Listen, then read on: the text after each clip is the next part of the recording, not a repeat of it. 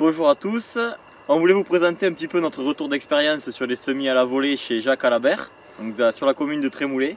Ça fait 3 ans qu'on essaye des semis avant la récolte du blé. Donc le but est de semer un couvert aux alentours de début juin à l'épandeur d'engrais.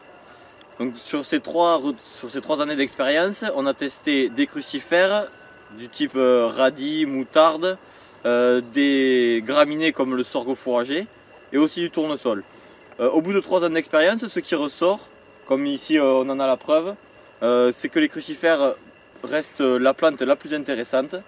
Cette année, nous avons semé le 4 juin à l'épandeur d'engrais 15 kg de sorgho piper, 8 kg de tournesol et 5 kg de radis chinois. Avec l'été qu'on a eu qui était assez compliqué, donc on a eu après le semis durant le mois de juin 40 mm et aucune pluie durant les mois de juillet et août. Donc le couvert a réussi à germer sous le blé et une fois la récolte passée, il a végété jusqu'au mois de septembre et c'est là où il a explosé.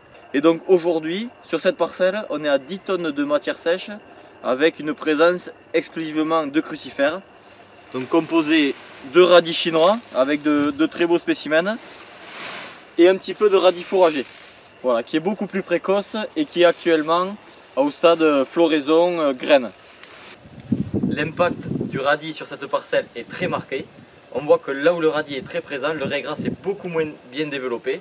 Il est moins présent et il fait beaucoup moins de biomasse. Il végète sous la crucifère.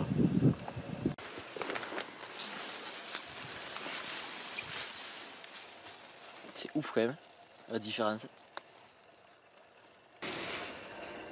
L'objectif, ça serait pour l'an prochain de diversifier un petit peu ce mélange, de passer avec 3 ou 4 crucifères différentes, du radis chinois, du radis fourragé, peut-être de la navette et de la moutarde d'Abyssinie, à des proportions moindres, et conserver une part de sorgho assez importante. On voudrait conserver à peu près 10 kg de sorgho, parce que ça pourrait nous amener quand même beaucoup de biomasse, et ça pourrait être intéressant en cas d'été un peu plus favorable.